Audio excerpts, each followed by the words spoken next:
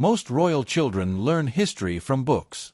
Prince George just learned it by rolling up his sleeves. Last week, while much of the world was focused on royal traditions and Christmas celebrations, something far quieter and far more powerful was happening in Westminster. Prince William brought his 12-year-old son, Prince George, not to a palace, but to a homeless shelter. And what unfolded there wasn't about status, cameras, or ceremony. It was about understanding life beyond privilege. And this moment carries more meaning than it first appears. Because this wasn't just any charity visit. And this wasn't just any lesson. The shelter was the passage, a place deeply woven into the royal family's emotional history. It's where Prince William himself first came as an 11-year-old, guided by his mother, Princess Diana. Back then, Diana wanted her sons to see the world as it truly was. Not filtered. Not protected. Real. Decades later, William returned, this time, guiding his own son through the same doors. And from the moment Prince George arrived, this wasn't a stand-and-smile visit. He was asked a simple question: "Are you ready to get stuck in?" And according to those there, he didn't hesitate for a second. While volunteers prepared Christmas lunch for 150 people, George joined in. Prince William tackled the sprouts, prepping them for the steamer, while George focused on Yorkshire puddings. It sounds small, but inside that kitchen, it mattered. Staff noticed how engaged George was. Curious. Attentive. Willing to listen. He wasn't rushed through conversations. He wasn't shielded. He spoke directly with people who had used the charity services, hearing stories that most children his age never encounter. And then came a moment that stopped everyone in their tracks. Prince George was invited to sign the visitor's book. But not just anywhere. He signed the same page that had been signed decades earlier by his father, and by his grandmother, Princess Diana, back in December 1993. Prince William reportedly pointed to the signature and explained, "This is my mum's. This was the first time she brought me here." For those in the room, it felt surreal. A single page holding 3 generations.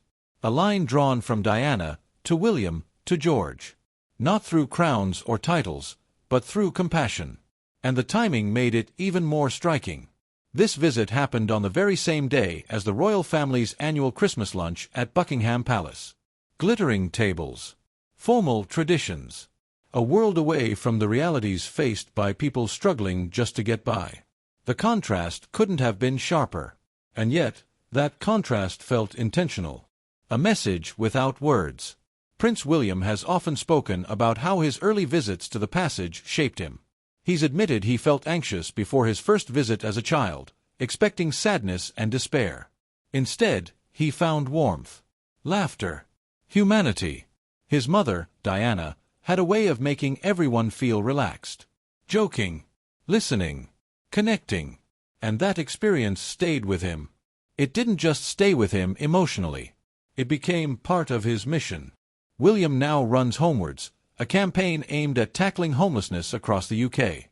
He said those childhood visits were the spark, the moment he realized homelessness wasn't just about housing, but about dignity, support, and being seen. Bringing George wasn't symbolic. It was educational. A hands-on lesson in empathy that no classroom could replicate. And the work of the passage makes that lesson urgent. Last year alone, the charity helped more than 3,000 people facing homelessness. They warn that many are just one unexpected bill away from losing everything. Addiction, mental health struggles, domestic violence, trauma. These aren't distant problems, they're realities unfolding every day. The charity has also highlighted links between homelessness and exploitation, including modern slavery and human trafficking. This is the world Prince George was quietly introduced to. No speeches, no spotlight. Just exposure to reality. And that's what makes this moment so powerful. Because one day, George won't just inherit a title. He'll inherit influence. The values he absorbs now, the people he meets, the stories he hears, will shape the kind of leader he becomes. History won't remember how well he made Yorkshire puddings. But it may remember that, long before the crown, he learned compassion. And maybe that's the most royal lesson of all.